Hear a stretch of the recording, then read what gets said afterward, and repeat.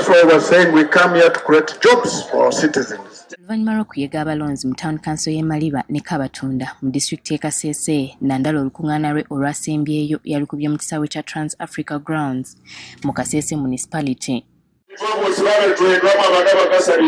Eno baasanyusiddwa omusajja mukulu eyakazibwako erya Muzeeyi Kawato wakati mu kusaakaanya okuva eri abawagizi ba FDC.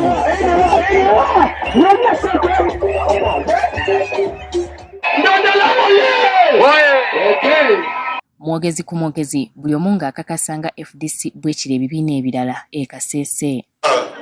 Omwo muli omusoolo munene amawooba wamawuleyo okwibanza ekabiruku. Nayo Nandala abaayo yabanjulidde manifesto ye ey'okujja bannayuganda mu bwavu. I was from yesterday when where that road was supposed to finish 25 years. But after 7 years it got spoiled. Nobody was taking the prison. Why stealing? We have a plan to stop the stealing of your taxes. Olw'okuba nti obudde bwabadde buweddeyo, abakuumaddembe okwabadde polisi n'amagye balabiddwako nga balagira banna FDC okwamuka olukung'aana, ekintu ekyabajje mu mbeera ne bagiweereza ebisongovu. Bano balagidde polisi okubeera n'obwenkanya anti wabaddewo olukung'aana lw'abannabyabufuzi ba NRM olwabadde luyindira mu bitundu by'empondwe nga tewali abakuba ku mukono. Isi lwaki bagirimnyirira NRM akola laali ye tebamuyinyirira naye FDC bwe bange ekoze laali lwaki batuyimiriza? Naffe tuli bannansi ba Uganda ate twagala ekyukakyuka. Lwaki bo bennyini baagala babeerewo ebirala ebibiina tibikola laalizi? Lwaki? Somebody who is organizing a political concert, a concert that is politically motivated in Karambi today.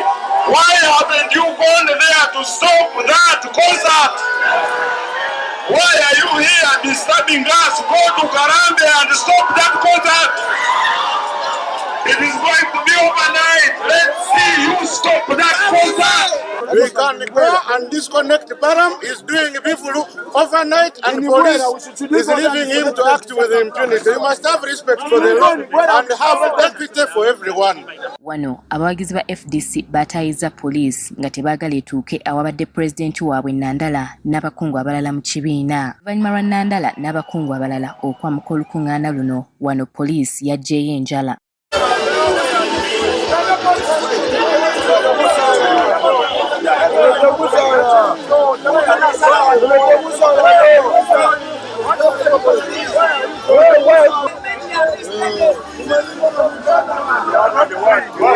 Look at him, flash him. Do your work.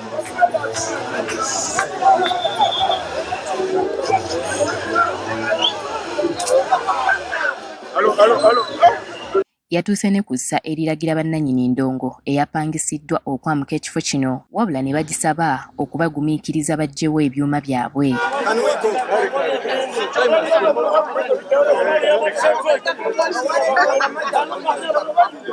Let us disconnect our things and we go. Now we live here. We live here. If you want to leave our things here.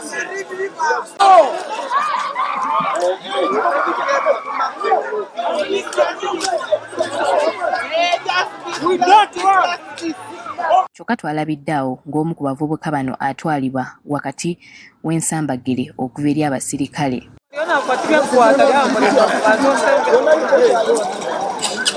These UPDF officers, they don't even deserve to be called UPDF. How can you beat somebody's spine with a wire? And the DPC Hassan is under his command. Huh? This is a civil activity. Baram is right now in Karambi. Is going to have an overnight chivuru, politically motivated. And I've told them, let them go and stop Baram's chivuru, or else we shall send our people to Myuka ssentebe wa FDC e Kasese era ng'avuganya ku kifo ky'omubaka wa Parliament e Kasese Municipality Robert Centenary bakirawoyawoya poliisi nga buteerere. Kati oluvannyuma lw'okukomekkereza okuyega abalonzi e Kasese gy'amaze ennaku 2, olwaleero Nandala azzeemu okuyega abalonzi mu bitundu bya Buganda nga leero asookedde Busiro. olunaku olw'enkya Nandala wakuyega abalonzi mu division okuli Lubaga ne Kampala Central nga gy'anaava ate okwolekera ekibuga Jinja ne disitulikiti y'e Jinja okuddamu okuyega abalonzi mu kitundu kino. Winnie Tessa Nakayinja agafeeyo ku Spark TV.